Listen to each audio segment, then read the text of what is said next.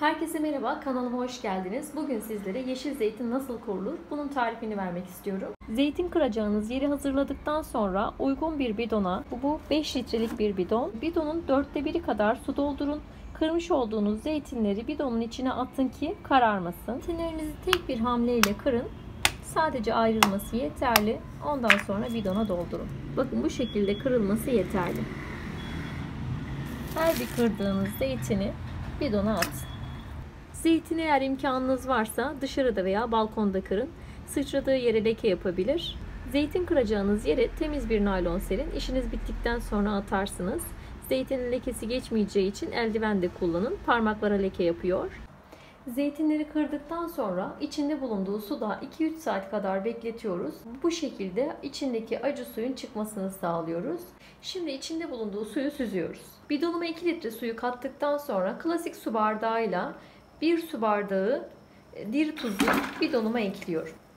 Ve artı 2 yemek kaşığı daha tuz atıyorum. Tuzumuzu tamamen eritiyoruz. Ölçü olarak 5 litrelik bidon kullanmayacaklar için diyelim ki şişeye kuracaksınız veya farklı boyutlarda bidonlara zeytininizi kuracaksınız.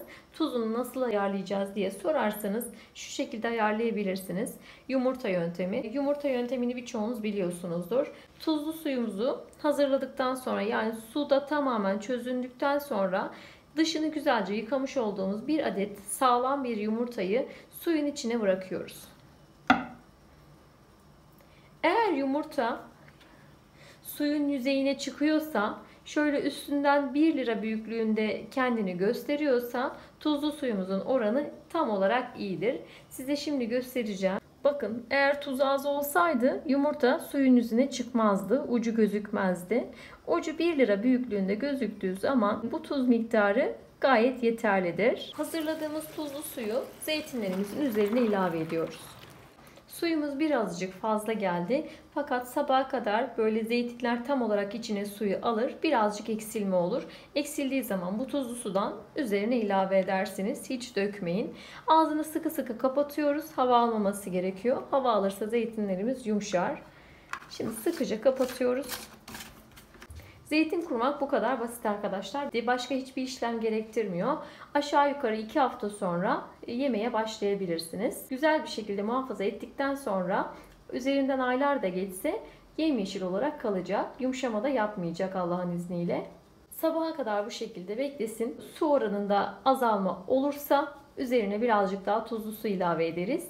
Dün akşam biraz tuzlu suyumuz kalmıştı. Ben onu bu şekilde bir bardağa almıştım. Bakın bu biraz eksilmiş. Şimdi açıp onun üzerine ilave edeceğim. Tuzlu suyumuzu ziyan etmeyeceğim. Dün akşam kurmuş olduğumuz zeytinimiz bu. Dün akşam bunu da bununla birlikte kurmuştum. Bunlar daha önce kurduğum zeytinler. Bakın rengi o kadar güzel ki yakından da göstermek istiyorum size zeytinimin güzelliğini. Yemyeşil, asla yumuşamayan, bozulmayan yeşil zeytin tarifi. Zeytinlerimin güzelliğine bakar mısınız? İkisini de ben yaptım. Bu benim daha önceden kurmuş olduğum zeytin. Sizin için rengini göstermek istedim. Bu renginden asla ödün vermiyor. Püf noktalara dikkat ederseniz sizin de böyle capcanlı yemyeşil zeytinleriniz olabilir. Ayrıca siyah zeytin kurma videosunu ve tatlandırma videosunu da videonun sonunda sağ üst köşede bulabilirsiniz. Sizin için oraya ekliyor olacağım. Zeytinin en sevdiğim halini sizinle paylaşmak istiyorum. Zeytinimizi çıkarıyoruz. Güzelce tuzlu suyunu yıkıyoruz. Süzüyoruz. Üzerine şöyle azıcık kekik, azıcık acı pul biber, birazcık zeytinyağı ve de bolca limon sıkıyorum. Ve zeytini bu haliyle yemelere doyamıyorum. Böyle dibine ekmek batıra batıra yemesi o kadar lezzetli ki siz de bu zeytini bu şekilde tüketin. Ne demek istediğimi anlayacaksınız. Bizim için tam böyle zeytinin tadını çıkarmak bu şekilde oluyor. Zeytinin bozulmaması için en önemli şey hava almaması. Bu kapaklar bazen şuralarından, şöyle kenar kısmından ve de şu sap kısmının diplerinden çatlayabiliyor kendiliğinden.